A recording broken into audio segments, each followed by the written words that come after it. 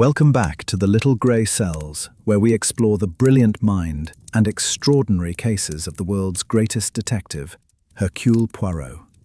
Tonight, we present a tale of ancient curses, family betrayal, and a legendary gemstone that brings fortune or disaster with each turning of the moon.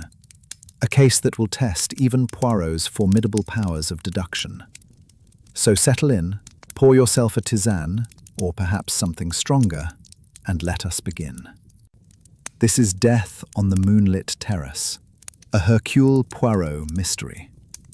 The invitation had arrived at my London rooms on a morning when the February rain created rivulets down the window panes, transforming Whitehaven mansions into a fortress besieged by the elements.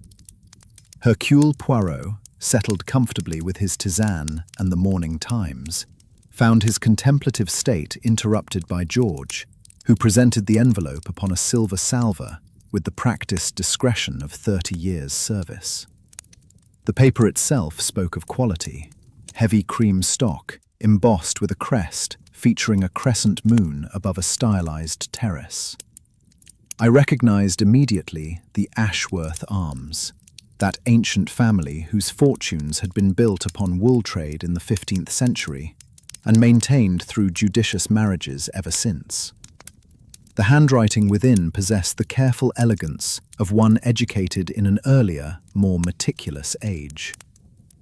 "My dear Monsieur Poirot," Lady Constance Ashworth had written, "I find myself compelled to request your presence at Thornfield Manor for what I fear may be a matter of utmost gravity.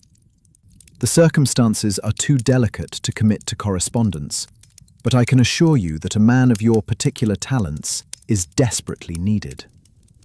We are hosting a small gathering for the full moon celebration on Saturday next, a family tradition of considerable antiquity.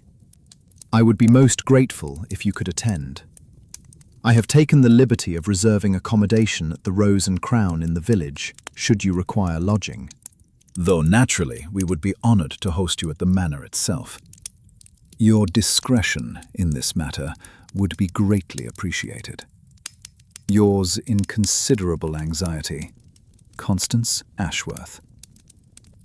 I permitted myself a small smile as I folded the letter with precision. To the trained observer, much could be deduced from such a communication.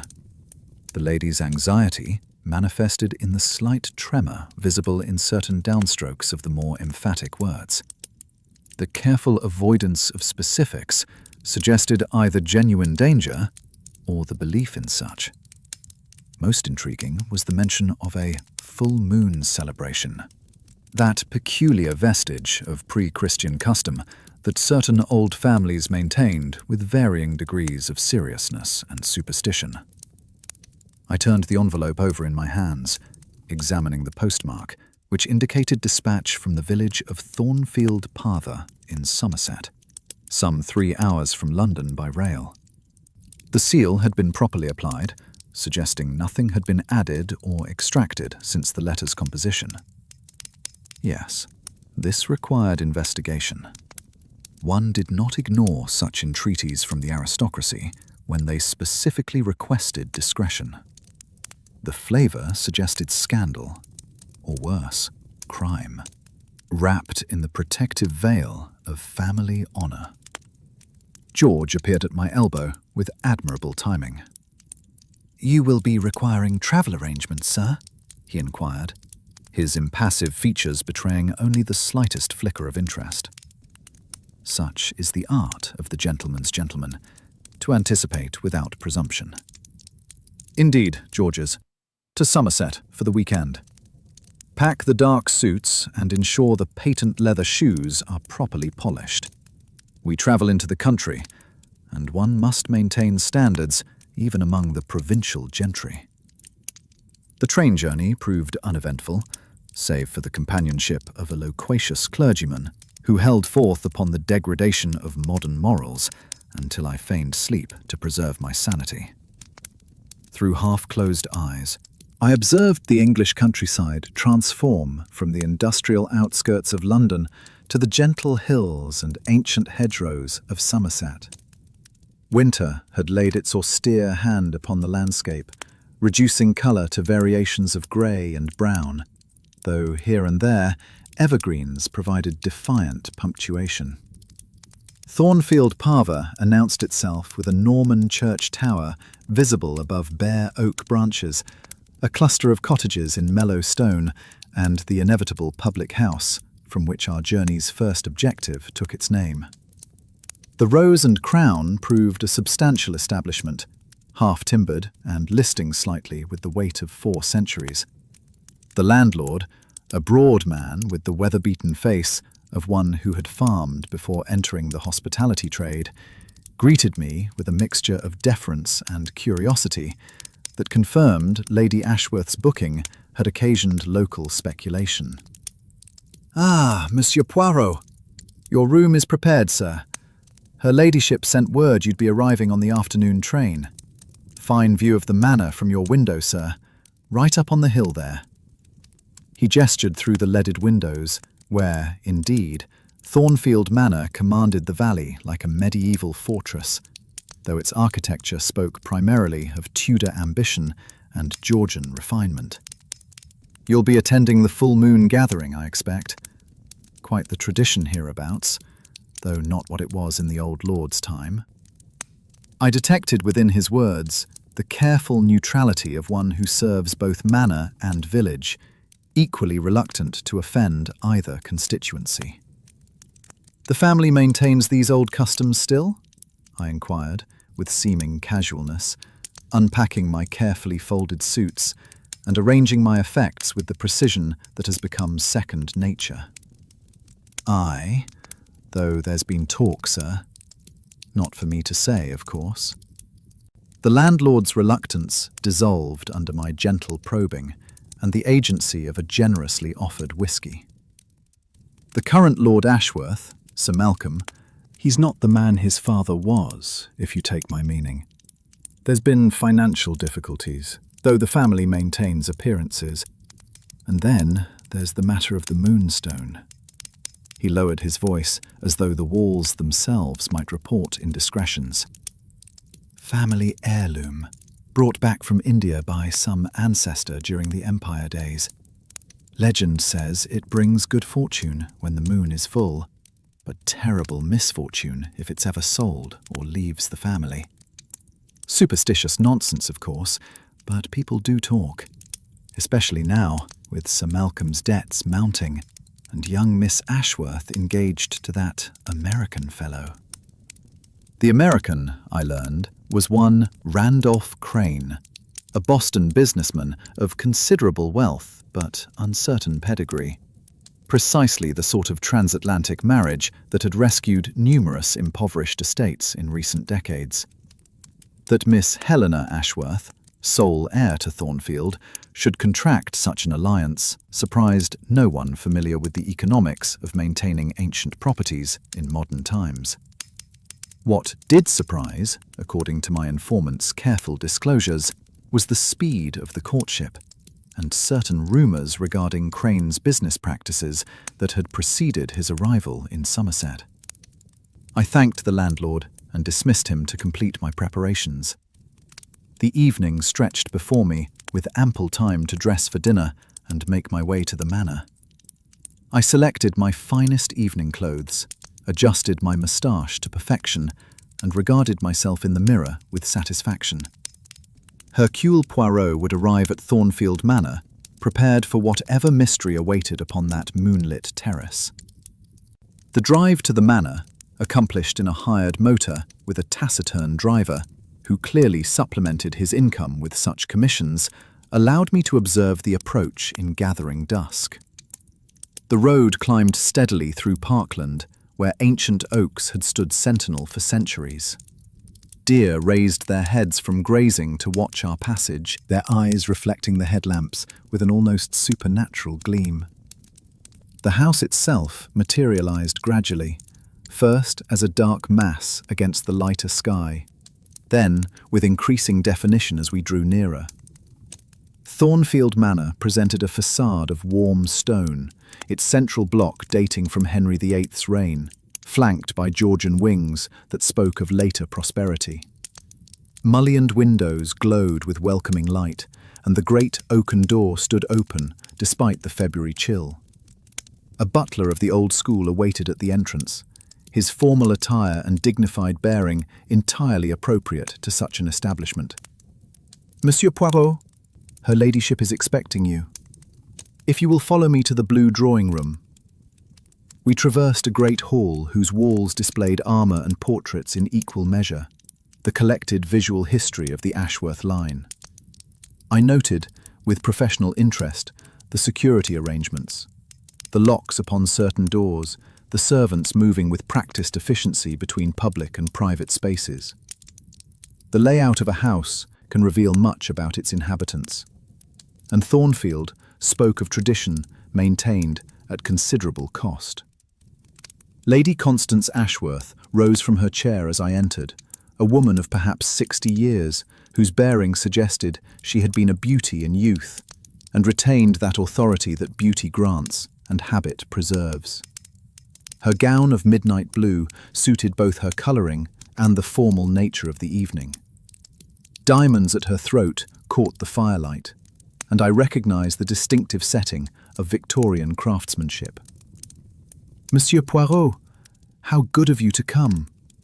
Her handshake possessed surprising strength, though I noted the slight tremor that had manifested in her correspondence.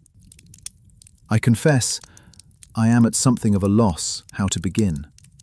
I settled into the indicated chair and arranged myself with care, steepling my fingers in an attitude of attentive listening. "Perhaps, madame, you might tell me what has occasioned your anxiety." In my experience, directness often proves the most efficient approach to difficult matters. She glanced toward the door, verifying its closed state, then moved closer and lowered her voice despite our apparent privacy. "Monsieur Poirot, I fear my family is in terrible danger. 3 weeks ago, a letter arrived, unsigned, warning that death would come to Thornfield on the night of the full moon. I might have dismissed it as a cruel joke, but for certain events that have followed." The lady's hands twisted together, betraying her agitation.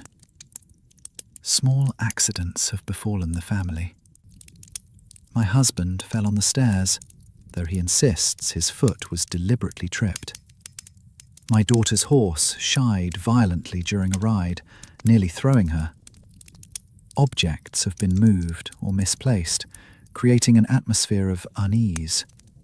And most disturbing, the Ashworth moonstone has been taken from its case and replaced with a rather obvious counterfeit." This information I received with the gravity it deserved. "You have informed the police of these matters?" She shook her head emphatically. "That is precisely what we cannot do. Sir Malcolm's financial situation is delicate, and any scandal could prove disastrous. Moreover, I suspect the threat comes from within our own circle, perhaps from one of the guests we have invited for this weekend's celebration. That is why I have called upon you.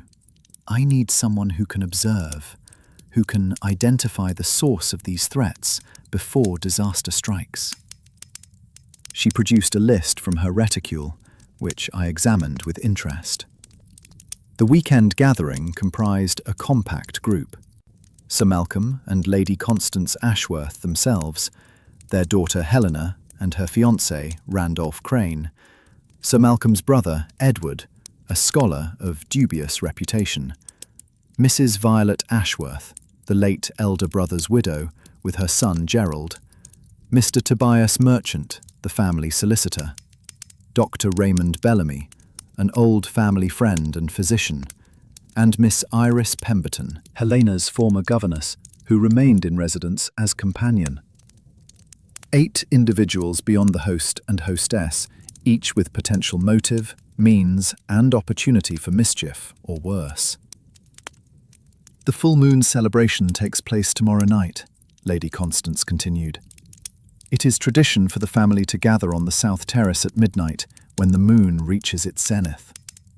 The moonstone is displayed, certain rituals are performed, all rather theatrical but meaningful to my husband's family.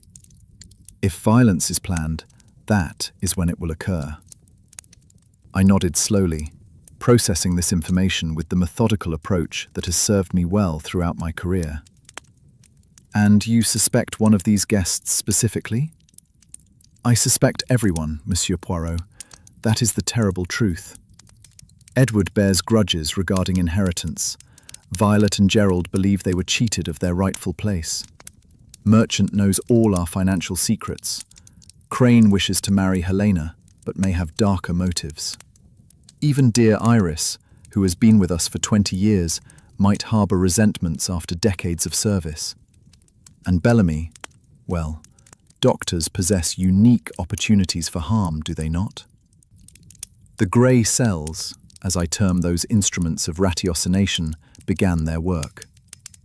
Multiple suspects, financial desperation, a valuable object already tampered with, threats culminating in a specific time and place, the Gothic atmosphere of ancient family tradition. All the elements of a classic mystery presented themselves with almost theatrical precision. Very well, madame. I shall require freedom to observe and question as I deem necessary. You will present me as an old friend, perhaps someone you encountered during travels. My reputation must remain unknown to avoid alerting our quarry.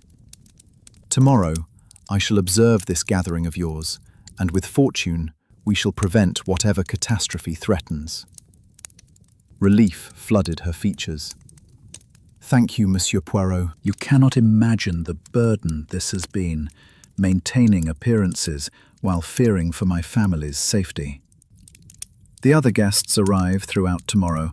We dine at 8, and the gathering commences at midnight. I pray your talents prove sufficient to this challenge. As I departed Thornfield that evening, I paused to examine the south terrace, visible in the mounting moonlight.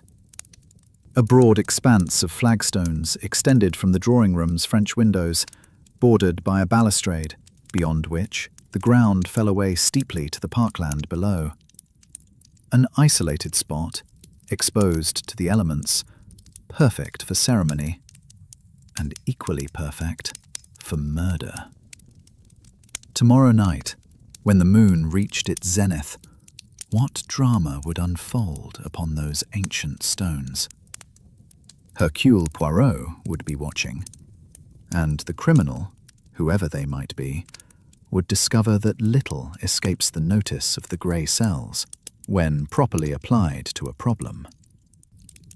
The following morning dawned clear and cold, the winter sun providing light without warmth.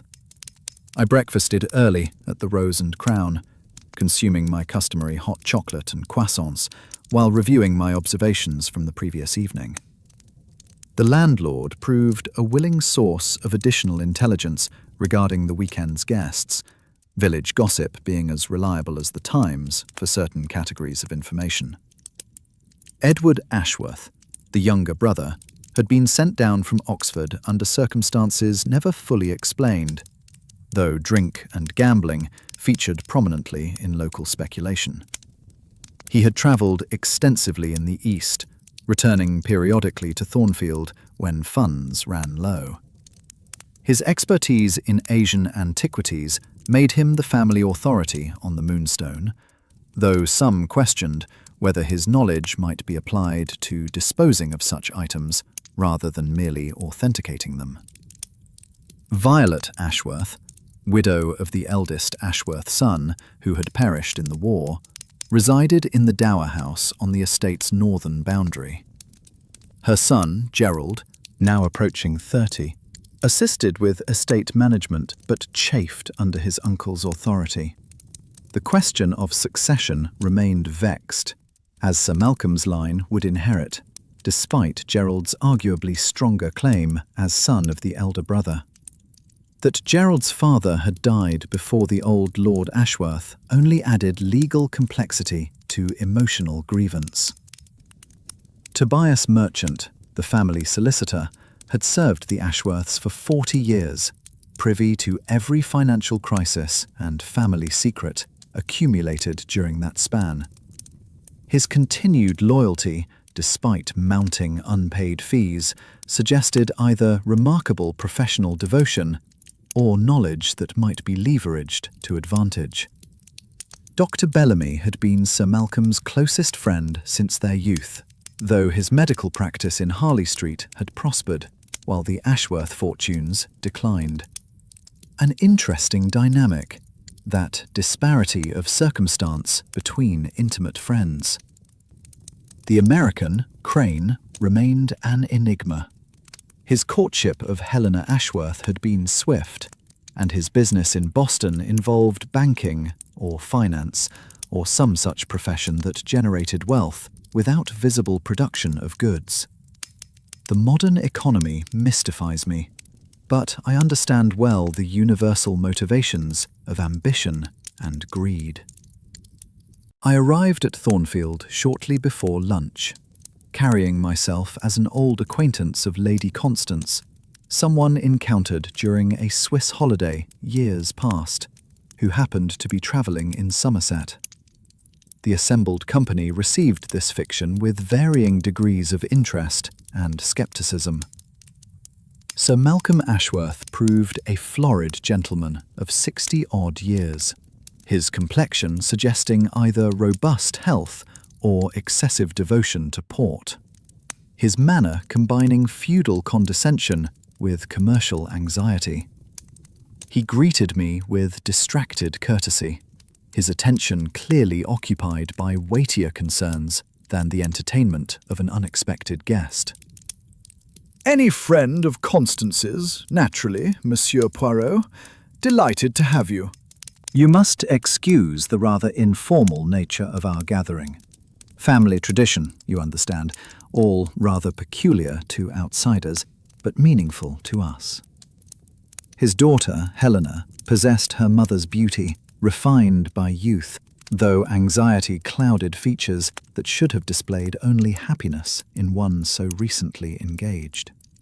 She clung to Randolph Crane's arm with an intensity that suggested dependence rather than affection, and I noted how her eyes tracked her father's movements with barely concealed apprehension. Crane himself presented the very picture of American prosperity. Tall, well-groomed, possessing that confident manner that accompanies self-made wealth. Yet something in his expression, a calculation behind the affable smile, set my instincts alert. This was a man who assessed everything in terms of value and acquisition. Pleased to meet you, Monsieur Poirot. Constance has mentioned your travels together.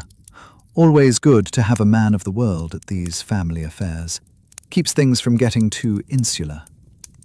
His accent carried the flat vowels of Boston, and his handshake possessed the aggressive firmness Americans mistake for sincerity. Edward Ashworth lounged near the fireplace with the studied casualness of one accustomed to being unwelcome but tolerated.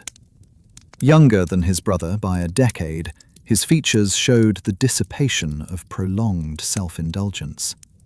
Yet his eyes held keen intelligence, and when he examined me, I sensed a fellow observer of human nature. Poirot, is it? Belgian name, if I'm not mistaken. Though you don't quite have the look of a merchant or a diplomat. Curious profession for a man of your obvious refinement. His tone suggested challenge rather than courtesy, probing for information while appearing merely conversational. I am retired, monsieur, occupying myself with travelling and occasional consultations on matters of history and art. Your brother mentioned you possess expertise regarding Asian antiquities? This netted me a sharp glance and a knowing smile. Ah, so you've heard I'm the family expert on our troublesome heirloom. Yes, I spent considerable time in India and Ceylon, among other places. Gemstones have always fascinated me. Their properties, their legends, their remarkable ability to drive men to obsession and crime. Before I could pursue this promising opening, Violet Ashworth entered with her son, Gerald, in attendance. The widow wore black, despite 2 decades having passed since her loss, as though mourning had become her permanent identity. Her face retained traces of beauty, buried beneath bitterness and rigid disapproval. Gerald resembled his mother in colouring, but possessed his father's height and military bearing, though he had been too young for the war that claimed that father. "You must be Mother's mysterious Belgian friend," Violet observed, with barely concealed disdain. "How convenient that you should arrive just as Malcolm gathers the family for his theatrical full moon nonsense. I trust you don't put credence in such superstitious foolishness."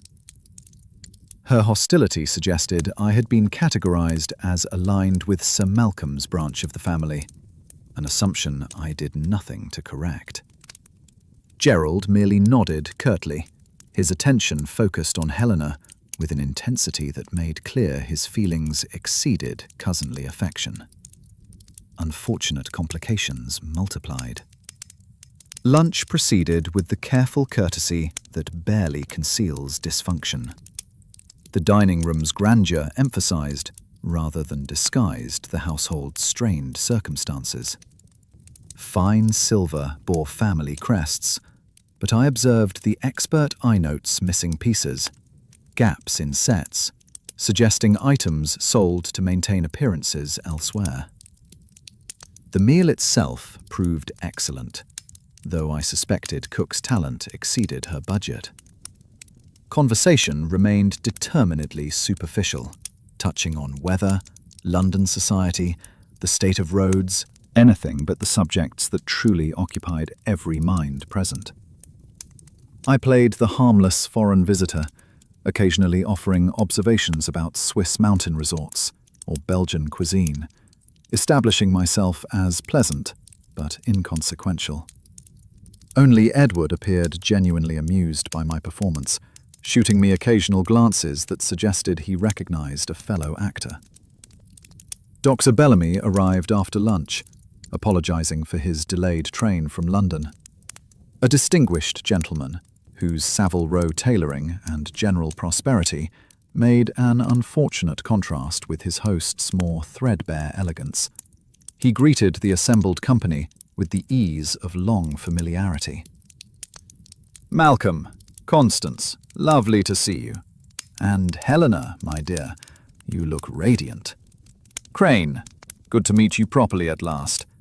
I trust everyone is prepared for tonight's festivities?" His joviality seemed forced, and when introduced to me, his professional assessment flickered behind social courtesies.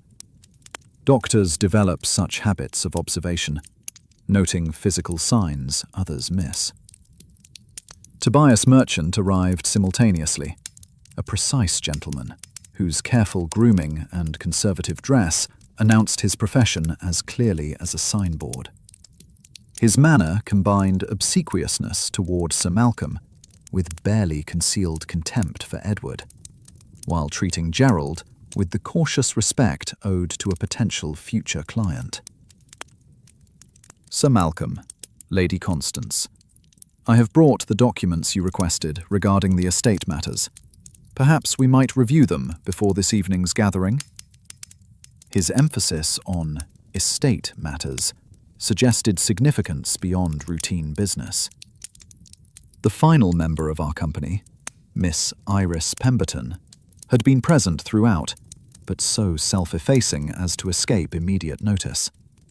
A woman of middle years, whose plain dress and retiring manner marked her ambiguous position between family and servants. She hovered at the margins of conversation, occasionally attending to small needs before being thanked and dismissed.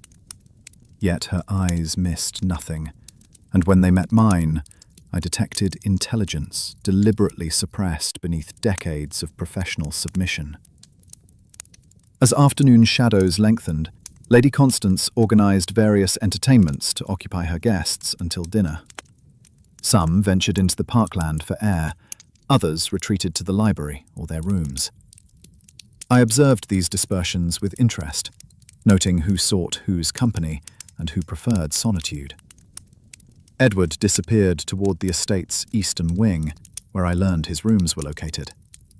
Gerald and Helena walked together in the formal garden, their conversation intense enough to be visible even at distance. Violet retired to the morning room, while Crane closeted himself with Sir Malcolm in the study, presumably discussing financial arrangements accompanying the engagement. I seized the opportunity to explore Thornfield's public spaces, that combination of casual wandering and professional observation that has proved so valuable throughout my career.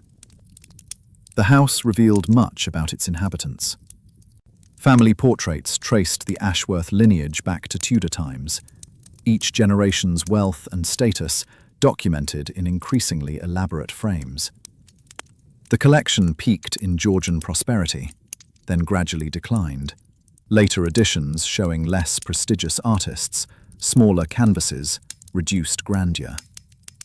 In the gallery overlooking the Great Hall, I found the display case that should have contained the Ashworth moonstone. The case itself, an ornate Victorian construction of rosewood and glass, stood empty, save for a velvet cushion bearing an imprint where something roughly the size of a hen's egg had rested. A printed card explained the stone's history. Acquired in 1823 by Colonel Reginald Ashworth during his service with the East India Company, it had been taken from a Hindu temple under circumstances the card delicately termed disputed. Legend held the stone possessed mystical properties tied to lunar cycles, bringing fortune when properly honoured, but disaster if disrespected or removed from the family's possession. The substitution of a false stone suggested either attempted theft or elaborate misdirection. If theft, why replace rather than simply take? If misdirection, toward what end? The grey cells engaged these questions while my feet carried me toward the South Terrace, where tonight's drama would presumably unfold. The terrace itself lived up to its billing as a dramatic venue. A broad expanse of weathered flagstones extended 30 feet from the drawing room's French windows, bordered on three sides by a stone balustrade waist-high and wide enough to sit upon comfortably. Beyond the balustrade, the ground fell away sharply, perhaps 20 feet to the parkland below. Not immediately lethal, but sufficient to cause serious injury should someone fall or be pushed. The fourth side opened to the drawing room through those French windows, currently latched but easily opened. At the terrace's centre stood a marble pedestal, clearly ancient, carved with symbols that might have been Sanskrit. This, presumably, was where the moonstone would be displayed during tonight's ceremony. I examined the space with professional thoroughness, noting sight lines, escape routes, concealment opportunities.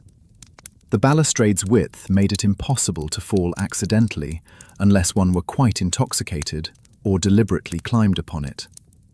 The drop to the parkland below featured no convenient shrubbery to break a fall, only winter-hardened earth. Several locations offered concealment in shadow, should someone wish to observe undetected. Most interesting was a service door, nearly invisible in the stonework, that provided access from the terrace to the lower levels of the house. Servants might use such an entrance when attending to outdoor needs without parading through public rooms. Or someone might exit the terrace this way after committing murder, avoiding witnesses in the drawing room. Yes, the South Terrace possessed all necessary attributes for a classic locked room mystery, save that it was outside and lacked a lock. Impressive, is it not? Edward Ashworth's voice startled me from my contemplation. He had approached with remarkable silence for a man of his build. The terrace has witnessed Ashworth ceremonies for 3 centuries, full moon celebrations, harvest festivals, weddings, funerals, probably the odd romantic assignation. These old stones hold many secrets.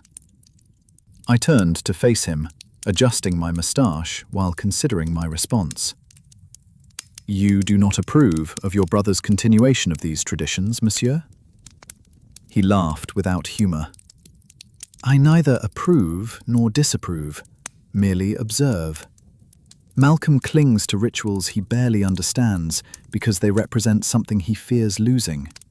Legitimacy, continuity, the illusion of unbroken heritage. But nothing is unbroken, Monsieur Poirot. Everything fractures eventually. Families, fortunes, even supposedly magical gemstones. His reference to the moonstone emboldened me to probe further. I understand there has been some difficulty regarding your family's famous heirloom. Edward's expression turned guarded. Difficulty is one term for it. Disaster might be another. The stone currently residing in that case is paste, a competent fake, but fake nonetheless. The real moonstone has been gone for 3 weeks, stolen or sold, or simply misplaced by my increasingly forgetful brother.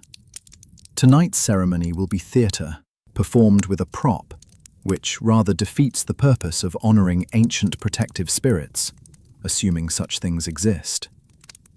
And do you believe they exist, these protective spirits? I asked softly. I believe in human greed and human fear, Monsieur Poirot. Everything else is window dressing. Someone took that stone. Someone who knew its value, both monetary and symbolic. Whether they intend to ransom it, sell it, or use its absence to create chaos, I cannot say.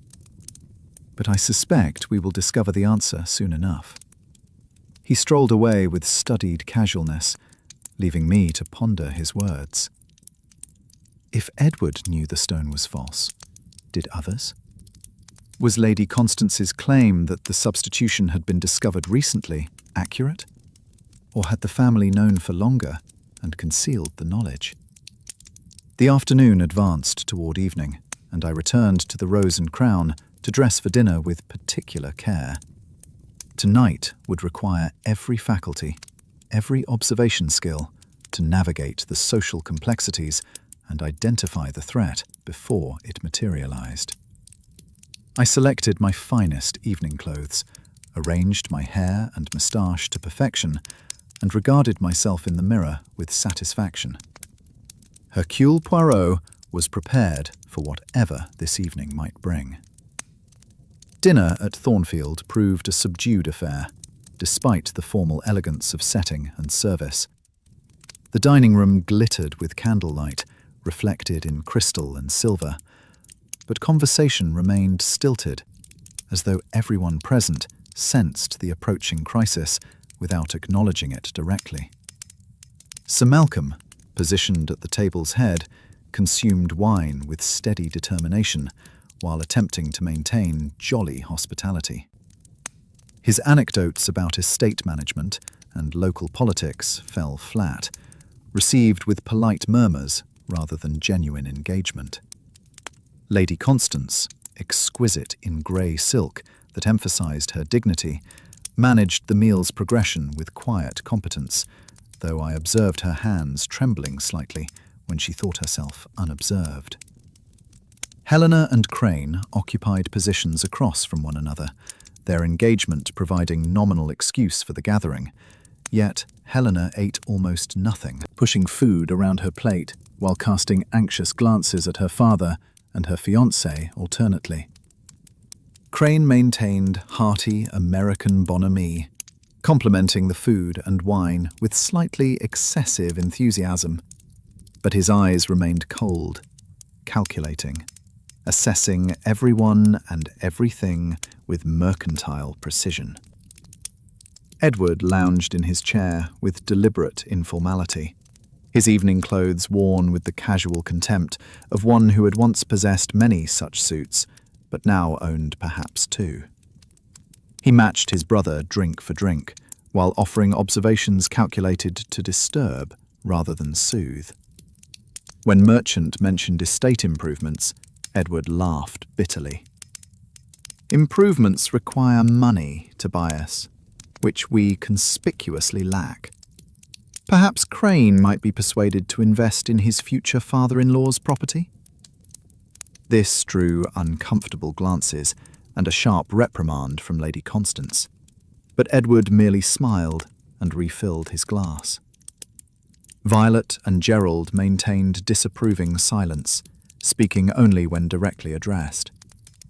The widow's expression suggested she endured company barely tolerable, while Gerald's attention remained fixed on Helena with an intensity impossible to mistake for anything but unrequited passion.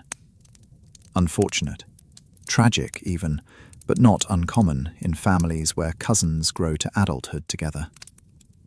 Dr. Bellamy attempted to lighten the atmosphere with London gossip and amusing anecdotes from his practice, carefully generalized to preserve patient confidentiality. His efforts won occasional smiles, but failed to dispel the tension that increased as midnight approached. Merchant contributed little, though his presence seemed to make Sir Malcolm nervous. Whatever documents he had brought clearly weighed upon his client's mind.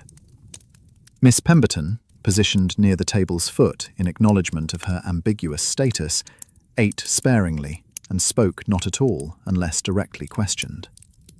Yet I noticed she observed everything, her quiet attention cataloguing each gesture, each exchange, filing information with the discipline of decades spent in other people's households.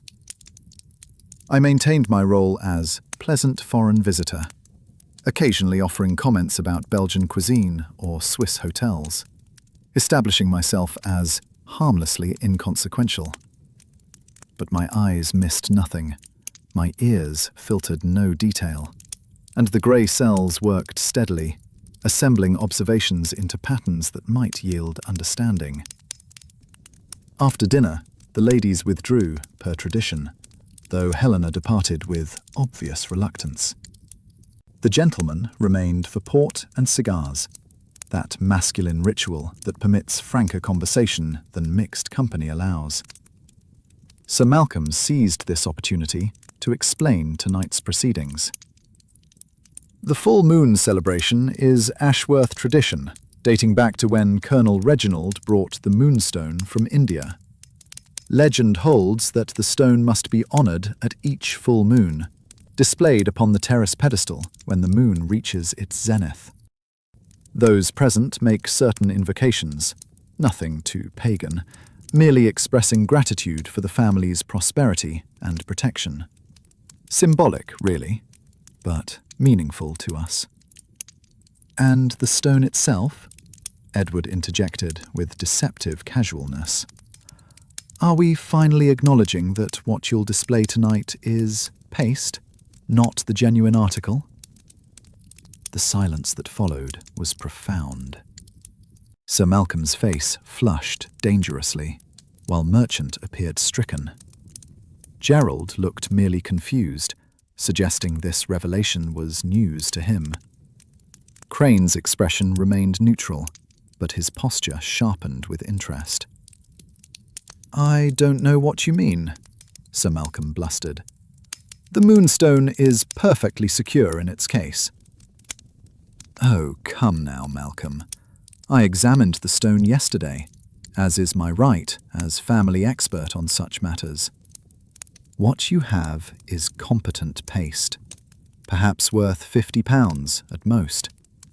The real stone, worth somewhere north of 10,000, has vanished. I merely wondered whether you intended to acknowledge this before conducting tonight's ceremony with false goods.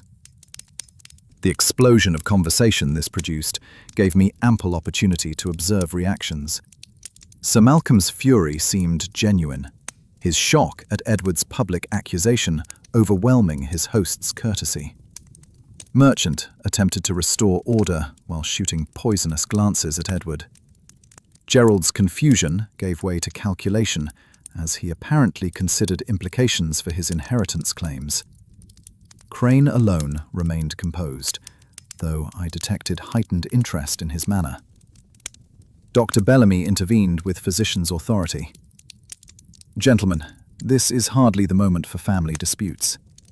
Edward, if you have concerns regarding the moonstone's authenticity, surely they should be addressed privately, rather than announced at dinner. Why? Edward demanded. "We're all family here, save Monsieur Poirot, who seems harmless enough. If the moonstone has been stolen or sold, everyone in this room is suspect. Better to acknowledge reality than continue this charade." Sir Malcolm rose unsteadily, whether from drink or emotion I could not determine. "The ceremony will proceed as planned. Whatever you think you observed, Edward, I assure you the moonstone is genuine. And I'll thank you to keep your insinuations to yourself in front of our guests." He departed the dining room with what dignity he could muster, leaving us to exchange uncomfortable glances. Merchant followed quickly, presumably to counsel his distressed client. The remaining gentlemen dispersed gradually, the evening's conviviality thoroughly destroyed. I found myself alone with Crane, who had lingered to finish his port. "Well, Monsieur Poirot, quite the family drama," he observed with amusement. "Makes my Boston relative seem positively harmonious.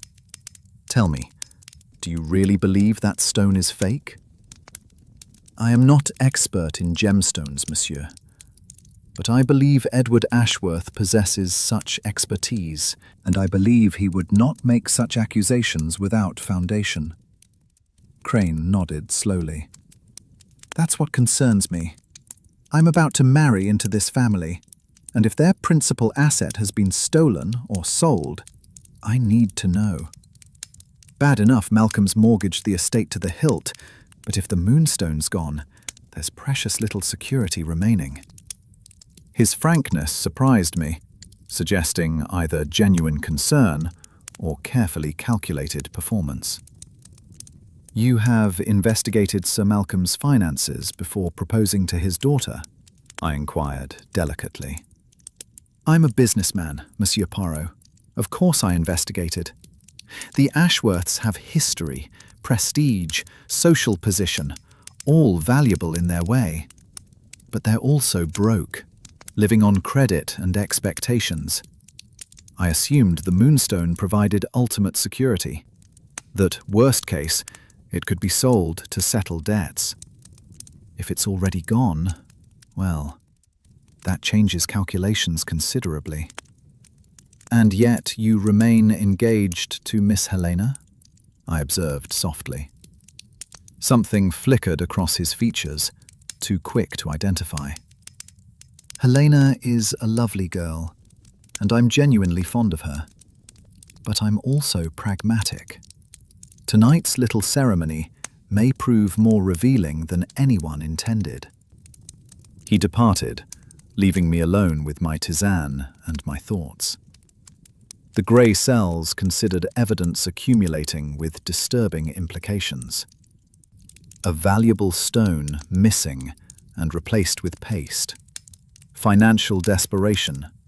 Multiple suspects with potential motives. Threats culminating in tonight's full moon gathering. Classic elements of tragedy arranged with almost theatrical precision. I joined the company in the drawing room, where we awaited midnight's approach. The atmosphere hung heavy with unspoken tensions, conversations dying into uncomfortable silences, every gesture weighted with significance beyond its surface meaning. Lady Constance maintained gracious hospitality through visible effort, while Helena looked increasingly unwell, her complexion pale, her hands trembling. At mid:15, Sir Malcolm announced it was time to proceed to the terrace. He had changed into formal ceremonial robes, Victorian confections of velvet and ermine that might have been impressive in proper context, but appeared merely theatrical here. He carried a carved wooden box that presumably contained the disputed moonstone. We filed through the French windows onto the terrace, where servants had arranged torches in iron brackets, their flames dancing in the slight breeze. The February night was clear and bitter cold, the full moon riding high in a sky brilliant with stars. Our breath created clouds of vapor, and the ladies drew their wraps closer against the chill. Sir Malcolm approached the marble pedestal and placed the wooden box upon it with ceremonial care. He produced a key from his robes and unlocked the box, revealing a cushion upon which rested a stone the size of a goose egg, pale and luminous in the moonlight. Even from several feet away, I could observe its remarkable quality. The way light seemed to gather and concentrate within its depths before radiating outward with subtle iridescence. If this was paste, it was extraordinarily fine paste. Edward stood beside me, and I heard his sharp intake of breath. Whatever he had expected, the stone's appearance surprised him. Sir Malcolm began his invocations, reading from a leather-bound book in a mixture of English and what might have been Sanskrit. The assembled company stood in respectful silence, forming a semicircle around the pedestal. The moonlight fell upon the stone with extraordinary brilliance, and for a moment, even my rationalist skepticism wavered before the genuinely otherworldly beauty of the scene. Then Helena screamed. Her cry shattered the ceremony's solemnity, pure terror that froze everyone in place. She pointed toward the balustrade, where a figure had materialized as though from nowhere. A woman in flowing robes, her face hidden by a veil, her hands raised in what might have been blessing or curse. For perhaps 3 seconds we stood transfixed. Then Edward moved, rushing toward the apparition with remarkable speed for an intoxicated man. The figure turned and fled along the balustrade's length toward the service door I had noted earlier. Edward pursued, with Gerald and Crane following moments behind. Sir Malcolm stood paralyzed, his ceremonial book forgotten. Lady Constance moved to support Helena, who appeared near collapse. Dr. Bellamy hurried to assist, his medical training overriding shock. Violet clutched Miss Pemberton's arm, whether for support or restraint I could not determine. I observed these reactions with professional interest while considering the scene's implications. The figure had appeared with theatrical timing, positioned to maximum effect, then departed through a route suggesting advanced knowledge of the terrace's layout. The 3 men returned within minutes, Edward breathless and Gerald supportive, while Crane maintained his characteristic composure. "Lost her," Edward panted. "She went through the service door and down the servants' stair. Could have gone anywhere from there. By the time we reached the ground floor, she had vanished." "Did anyone recognize her?" I asked quietly. Blank looks answered me. "She was veiled," Gerald explained, "and those robes concealed her shape. Could have been any woman of medium height, or a slight man for that matter. The theatrical costume made identification impossible." Sir Malcolm had recovered sufficiently to reassert authority. "This is intolerable. Someone is playing malicious games with my family. Bellamy, see to Helena. The rest of you, return to the drawing room. We will search the house systematically and discover who is responsible for this outrage." But as we turned to re-enter the house, Violet's voice cut through the confusion with startling clarity. "The stone! The moonstone is gone!" We whirled back to the pedestal where the wooden box stood open, its cushion empty. The stone that had rested there moments before had vanished as completely as the mysterious figure. In the chaos following Helena's scream, while attention focused on the apparition, someone had stolen the moonstone from beneath our very noses. The drawing room became an impromptu interrogation chamber, as Sir Malcolm, his ceremonial robes lending absurd gravity to the proceeding, demanded explanations no one could provide. Who had taken the stone? How had it been removed without observation? What was the meaning of that ghostly apparition? The questions multiplied without yielding answers.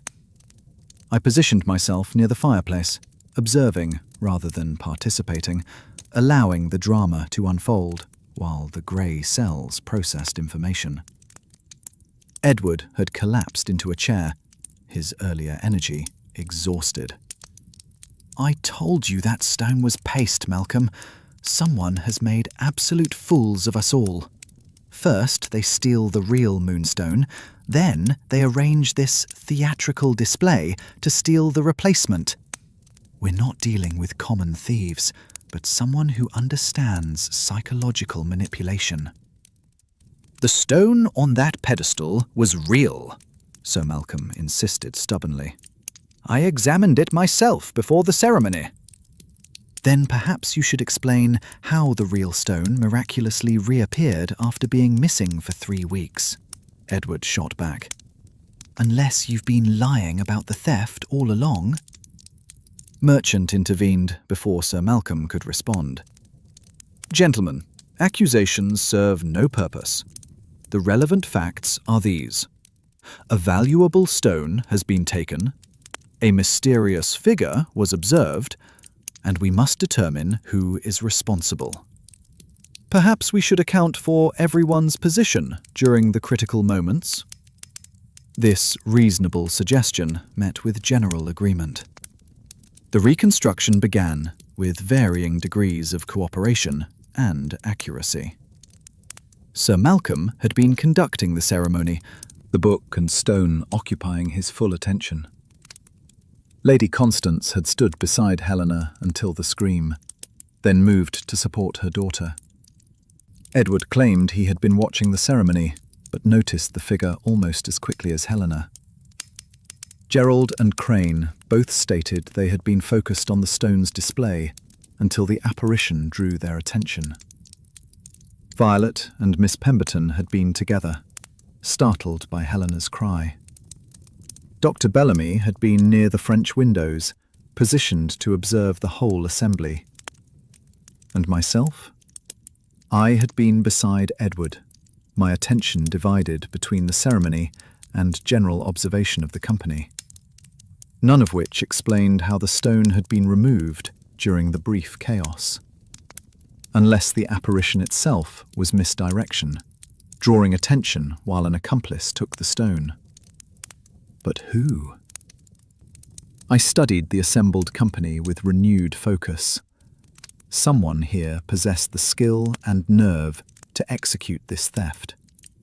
Someone who had planned carefully, understanding both the ceremony's logistics and human psychology. Someone who, perhaps, had orchestrated everything from the threatening letters to tonight's climax. Perhaps, I suggested softly, we might consider who was not present to witness the apparition. This observation created momentary confusion before understanding dawned. Merchant had been in the drawing room, remaining inside when we proceeded to the terrace. His presence at this gathering had been professional rather than ceremonial, and he had claimed no interest in pagan rituals. He flushed at the implied accusation. "I assure you, Monsieur Poirot, I remained in this very room throughout the ceremony. I could see through the French windows, but naturally could not observe the pedestal's detail from this distance." "And yet, you might have observed anyone leaving the terrace through the service door?" I pressed gently. "No," he admitted reluctantly. "The service door is not visible from this angle. I saw the figure appear on the balustrade, saw the gentleman pursue it, but could not observe its ultimate escape route." Before I could pursue this further, Helena's voice, weak but clear, interrupted. "It was the curse. The colonel stole that stone from a Hindu temple, and the priests cursed it. That figure was a temple guardian, come to reclaim what was stolen. We should never have kept it all these years." Her distress was genuine, though whether from fear or guilt, I could not yet determine. Crane moved to her side, assuming his role as protective fiancé. Darling, there's no such thing as curses or temple guardians. Someone very human stole that stone. Probably the same person who took the original and replaced it with paste. But the apparition, Helena insisted. She appeared from nowhere, like a ghost or spirit. How do you explain that rationally? Dr. Bellamy provided the medical perspective. Shock can cause hallucinations, my dear. Perhaps what we saw was not as supernatural as it appeared. The moonlight, the shadows, our expectations, all could have contributed to misperception. We all saw it, Edward countered. Unless you're suggesting mass hallucination, something appeared on that terrace, human or otherwise. The conversation continued, circling without progress, until Lady Constance, displaying admirable practicality, suggested we all retire for the night. It's past 1 o'clock. We're exhausted, and speculation will not recover the stone tonight. In the morning, with clear heads, perhaps we can address this matter more productively. I propose we lock the French windows, post a servant to ensure no one leaves or enters, and reconvene after breakfast. Sir Malcolm agreed with visible relief, the evening's events having aged him considerably. The company dispersed to their respective rooms, though I noted several quiet conversations in the corridors, suggesting sleep would not come easily to anyone this night. I intercepted Lady Constance before she could retire, requesting a private word. In her morning room, safely distant from listening ears, she regarded me with exhausted inquiry. Well, Monsieur Poirot, have your observations yielded any understanding of tonight's events? They have confirmed my initial impression that your family faces genuine danger, madame. The apparition was theatre, carefully staged misdirection. But the theft was real, executed with precision that suggests intimate knowledge of your household and this ceremony's details. I must ask, who knew the moonstone would be displayed tonight? She considered carefully. Everyone in the family, certainly. Merchant, Bellamy, and Miss Pemberton would have known from years of attendance. Even Crane had been told, as we hoped he might participate in future ceremonies after his marriage to Helena. And the stone itself. Edward claims the one stolen tonight was paste, yet Sir Malcolm insists it was genuine. Which version is accurate? Lady Constance's distress deepened. I honestly don't know anymore. 3 weeks ago, I discovered the stone in its case was counterfeit. I assumed the real one had been stolen and replaced, but tonight, the stone Malcolm displayed seemed genuine. Either he had recovered the original without telling me, or I was mistaken in my earlier assessment. Or we're dealing with multiple deceptions I cannot begin to unravel. The threatening letters you mentioned, I continued. Do you still possess them? She retrieved them from her escritoire. 3 unsigned notes on common paper. The messages were brief and melodramatic. Death comes with the full moon. The stolen stone demands blood price. Beware the curse of Kali. Generic threats that might indicate genuine danger or mere theatrical intimidation.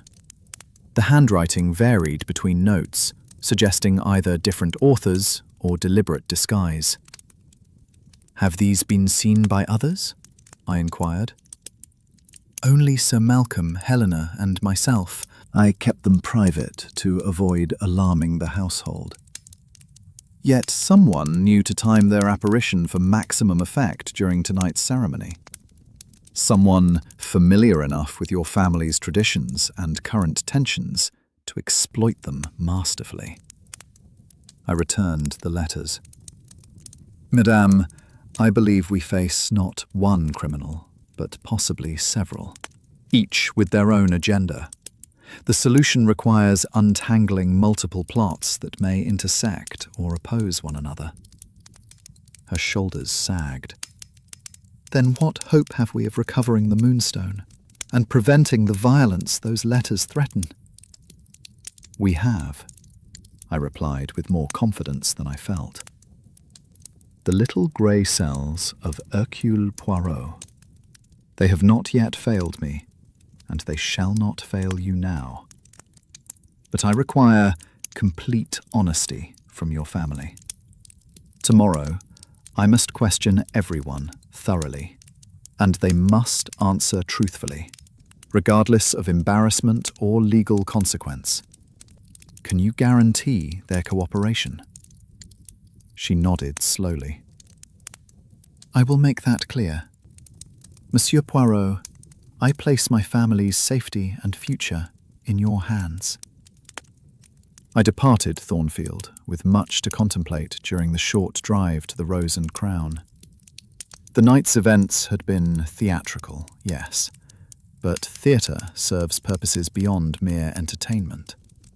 Someone had gone to considerable trouble to create specific effects, to manipulate perceptions and emotions, to steal a valuable stone under conditions that suggested either supernatural intervention or impossible skill.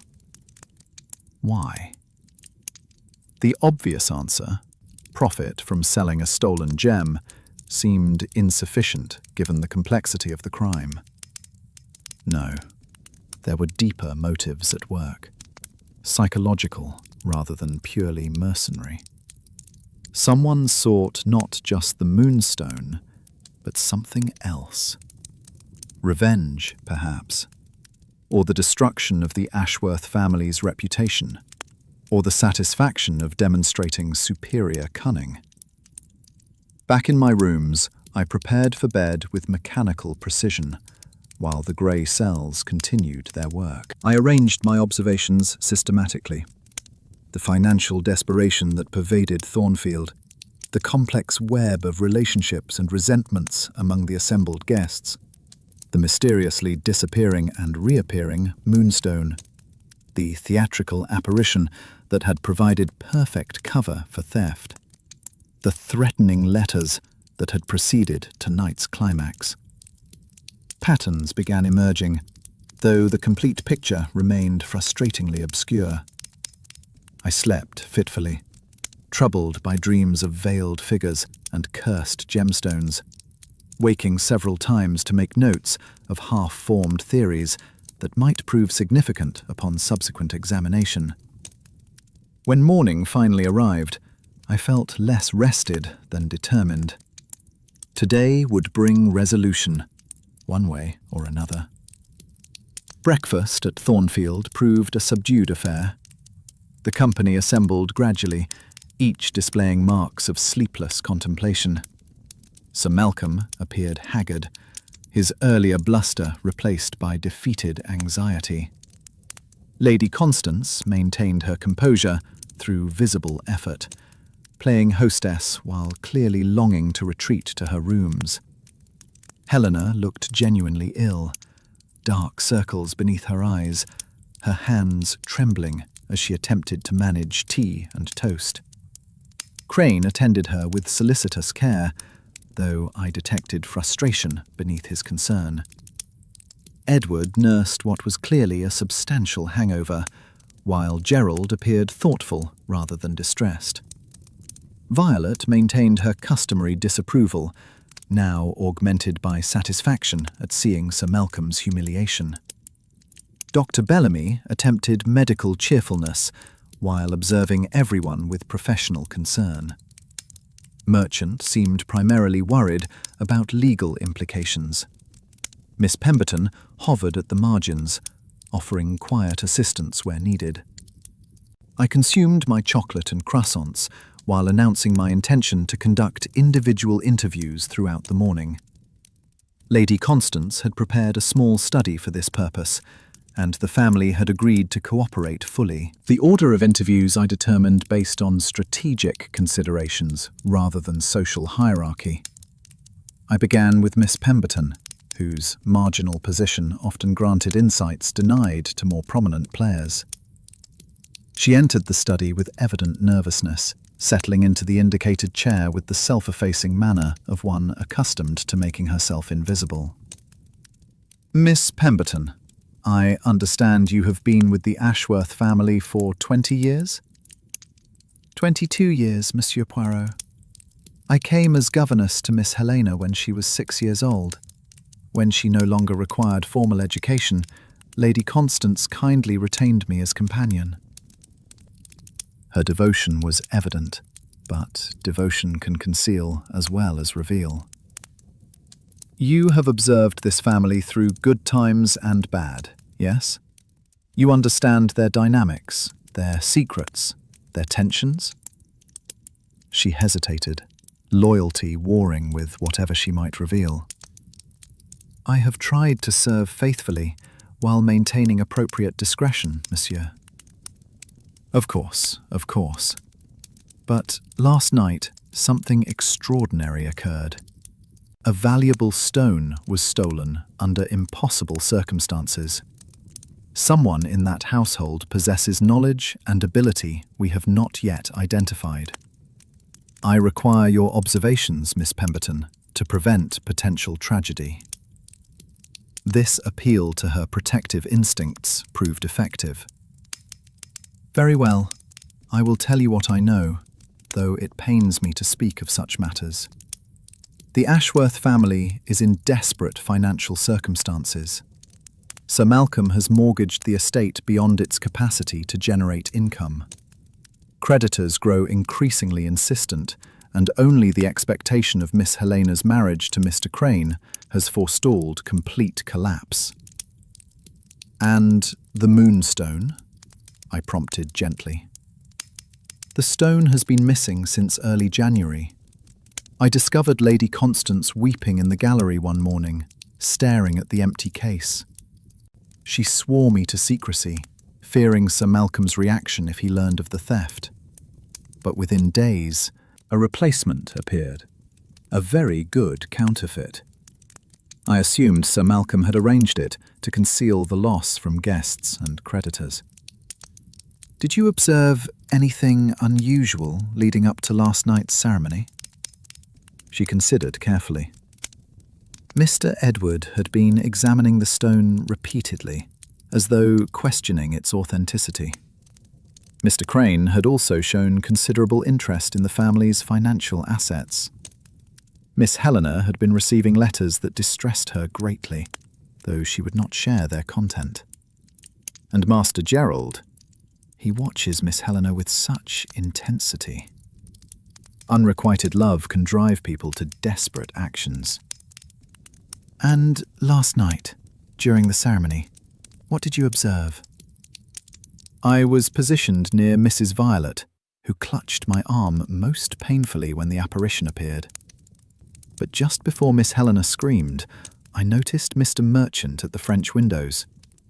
He appeared to be watching something specific, though from my angle, I could not determine what. This information I filed away for subsequent consideration. "And the apparition itself? Did you recognize anything about the figure?" It moved with surprising grace and confidence for someone supposedly supernatural. The costume was elaborate but not antique, perhaps something acquired recently rather than preserved from earlier times. And I noticed, Monsieur Poirot, that the veil covered the face, but the hands were clearly visible. Quite ordinary human hands, neither spectral nor exotic. I thanked her and summoned Edward next, who entered with the careful movements of one suffering physical distress. "Forgive my condition, Monsieur Poirot. I fear I overindulged last night, and this morning extracts its price. How may I assist your investigation?" "You examined the moonstone repeatedly before last night's ceremony. You publicly claimed it was paste, yet you seemed surprised by the stone Sir Malcolm displayed. Please explain this contradiction." He smiled wryly. "Sharp observation. Yes, I had examined the stone in its display case and determined it was an excellent fake. But the stone Malcolm used last night appeared genuine, or at least was a different fake, of such quality as to be indistinguishable from the original under moonlight examination. Either the real stone had been recovered, or we're dealing with multiple counterfeits of varying quality. You possess expertise in gemstones from your time in the East. Among other things, I spent several years in India and Ceylon studying antiquities and art, supporting myself through consulting and occasional deals. Precious stones featured prominently in that education.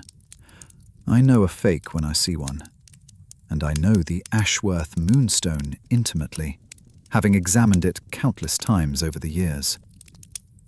Could you create such a fake yourself? His expression turned guarded. With proper resources and assistance, yes. But I lack both resources and motive. My brother's financial collapse benefits me not at all. If anything, I hoped the stone might be sold to settle some of Malcolm's debts and prevent complete family humiliation. Tell me about your pursuit of the apparition last night. Describe exactly what you observed. He closed his eyes, reconstructing the memory. Helena screamed. I turned and saw the figure on the balustrade. It was positioned perhaps 10 feet from the pedestal, clearly visible in the moonlight and torchlight. Flowing robes, dark color, possibly black or deep blue. Face concealed by a veil. The figure stood motionless for perhaps 3 seconds, then turned and moved rapidly along the balustrade toward the service door. I gave chase immediately, with Gerald and Crane following within moments. The figure entered the service door and descended the servants' stair with impressive speed. By the time we reached the ground floor, it had vanished, presumably blending into the household or escaping through one of the lower exits. Did you notice anything distinctive about the figure's movement or build? Athletic and confident. Not someone unfamiliar with physical activity or the house's layout. The escape route was executed too smoothly to be improvised. This was someone who had planned carefully and knew exactly where they were going. I dismissed Edward and summoned Crane, who arrived with characteristic American directness. Monsieur Poirot, I understand you're conducting an investigation. I'm happy to cooperate, though I'm not sure how much I can contribute. I'm relatively new to this family and don't know all their secrets. But you investigated Sir Malcolm's finances before proposing to his daughter. His expression remained neutral. Standard business practice. I needed to understand what I was getting into. The Ashworths have prestige, but precious little cash. The estate is mortgaged, there are substantial debts, and income barely covers operating expenses. The moonstone represented their primary liquid asset, which is why its disappearance concerns me. Concerns you sufficiently to arrange last night's theft? I suggested mildly. He laughed without offense. If I wanted the stone, I'd simply demand it as part of the marriage settlement. Theatrical thefts aren't my style. No, I'm concerned because without that stone, there's nothing backing the debts. If creditors lose patience, Thornfield could be sold within months. Not exactly the stable family situation I expected when proposing to Helena. You care for Miss Helena? I'm fond of her, yes. She's intelligent, beautiful, well-bred. Exactly the sort of wife who would advance my position in Boston society. The marriage benefits us both, though perhaps the balance of advantage has shifted with the moonstone's disappearance. His frankness was either completely genuine or expertly calculated to appear so. During last night's ceremony, Where exactly were you positioned? near the pedestal, perhaps 6 feet from Sir Malcolm, I was watching the stone closely, both out of curiosity and because I wanted to assess its value. When Helena screamed, I looked toward her first, then saw the apparition. I joined the pursuit, but confess, Gerald knew the house better and reached the service door first. Did you observe anyone approach the pedestal during the chaos? Everyone's attention was on the apparition. Someone could easily have taken the stone while we were distracted. A classic misdirection technique, really. Rather clever from a professional standpoint. I conducted similar interviews with each guest, building a comprehensive picture of last night's events and the relationships underlying them. Gerald confirmed his unrequited feelings for Helena while insisting they would never drive him to theft or violence.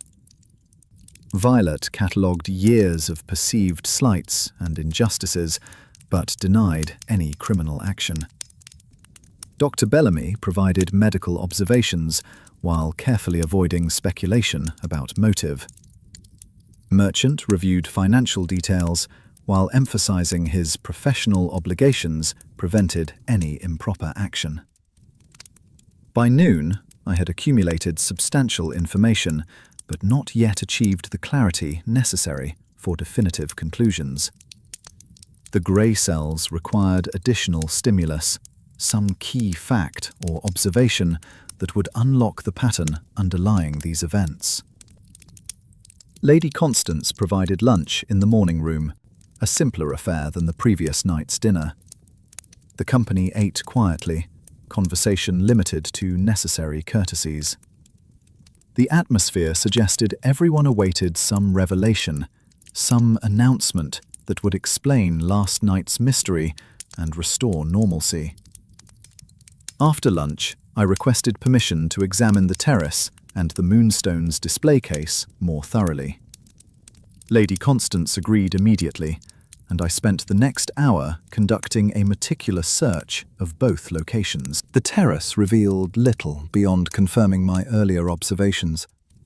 The service door, when examined closely, showed signs of recent use. Oil on the hinges, suggesting someone had prepared it for smooth, silent operation. The pedestal bore scratches, consistent with the wooden box being placed and removed multiple times, but nothing that indicated the method of the stone's theft. The display case in the gallery proved more revealing. Using my magnifying glass, I examined the velvet cushion bearing the Moonstone's imprint.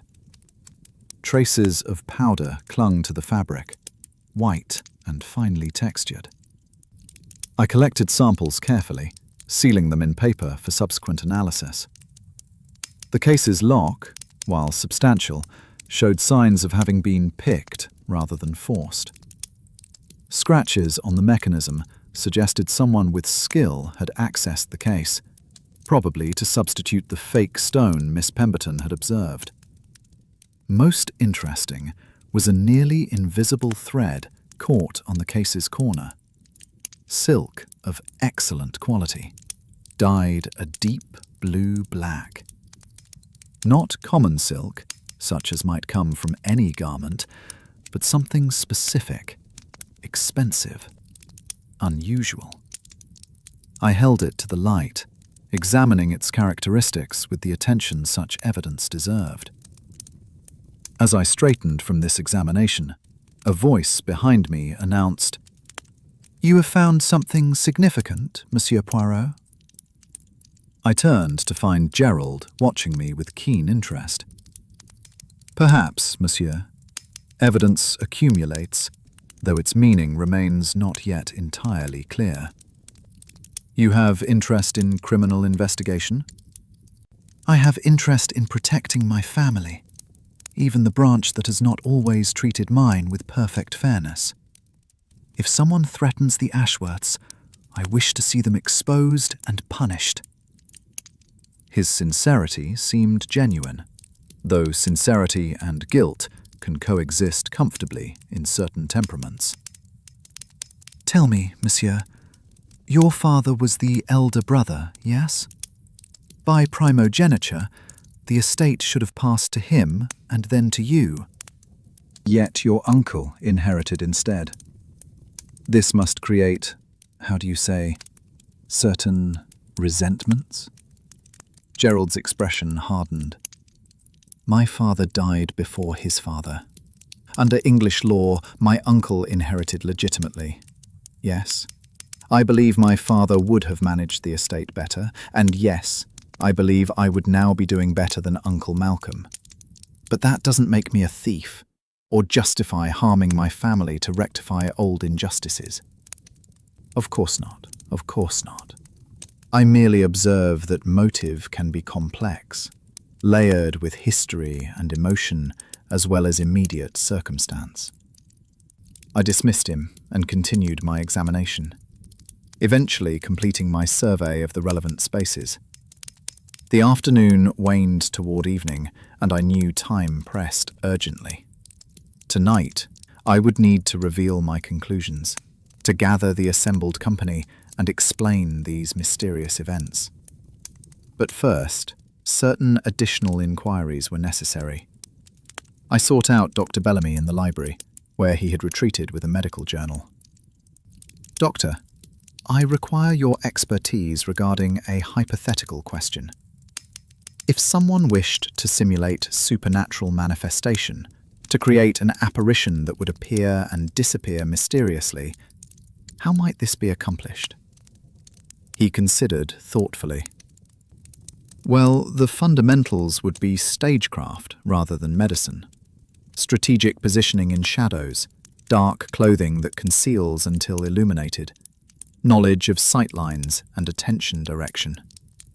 Add theatrical timing and practiced movement, and you could create quite convincing effects. The moonlight last night was very bright, which actually helps such deceptions by creating sharp contrasts between light and shadow. And the figure itself? Could a man convincingly portray a woman through costume and movement? Certainly, particularly if the costume conceals body shape and movement is practiced. The theatre accomplishes such transformations regularly. Though I must ask, Monsieur Poirot, are you suggesting last night's apparition was performed by one of us? I suggest nothing yet, Doctor. I merely assemble information that will eventually form a coherent picture. One more question. You have been Sir Malcolm's friend since youth. In your judgment, is he capable of orchestrating this entire affair, stealing his own stone to claim insurance or create cover for selling it privately? Bellamy's distress was evident. Malcolm is desperate, I'll grant you that. His debts are crushing, and pride prevents him from acknowledging how dire his situation has become. But stealing the moonstone, staging last night's theatre, I cannot believe him capable of such elaborate deception. He's too straightforward, too conventional. Whatever is happening here, I don't believe Malcolm is its architect. I thanked him and moved on to my final inquiry of the day. Miss Pemberton I found in the small sewing room where she had retreated to mend household linens. Miss Pemberton, you mentioned that Miss Helena had been receiving distressing letters. Do you know their content or source? She set down her needlework. I know only that they upset her greatly. She would read them in private, then burn them immediately afterward. Whatever they contained, she shared with no one, not even her mother. I worried they might be from someone threatening to reveal something, perhaps blackmail. But Helena insisted everything was under control. When did these letters begin arriving? Approximately 6 weeks ago, shortly after Mr. Crane's proposal was accepted. I thought perhaps they came from some former suitor, someone jealous of her engagement. But Helena seemed more frightened than embarrassed, which suggested something more serious than romantic jealousy. This information suggested new possibilities. If Helena was being blackmailed, what secret did she possess worth protecting at such cost? And might that secret connect to the Moonstone's disappearance? The dinner hour approached, and I returned to the Rose and Crown to dress with particular care. Tonight would bring revelation and resolution. I had assembled sufficient evidence, made adequate observations, and the grey cells had constructed a theory that explained all events with elegant simplicity. Now came the challenging part: gathering the suspects and presenting my conclusions with sufficient dramatic force to compel confession, or at least acknowledgement of truth. I arrived at Thornfield as the company assembled for dinner. The atmosphere remained tense, everyone awaiting something, though uncertain what. Sir Malcolm appeared to have aged another decade since morning, while Lady Constance maintained her composure through what must have been exhausting effort. Before we could adjourn to the dining room, I cleared my throat and announced, "Ladies and gentlemen, if you will permit, I believe the moment has come to discuss last night's events with complete candour. I have conducted investigations throughout this day, and I believe I understand what has occurred here. But for my explanation to have proper effect, I require the presence of all concerned parties. Perhaps we might gather in the drawing room?" The company exchanged uncertain glances, but complied, settling into chairs arranged in a rough semicircle. The drawing room's elegance provided appropriate setting for the denouement I had planned. I positioned myself before the fireplace, arranging my thoughts with the precision that has become habitual. "We are presented," I began, "with what appears to be a complex mystery involving supernatural manifestations, impossible thefts, and ancient curses. But I assure you, the truth is entirely human, entirely rational, and entirely explicable through proper application of logical deduction." I paused to allow this assertion to register. Several faces showed skepticism, others relief. All demonstrated intense attention. Let us begin with the Ashworth Moonstone itself. This remarkable gem has been the focus of family pride and legend for over a century. But it has also been, I suggest, the source of considerable temptation, given the Ashworth family's current financial circumstances.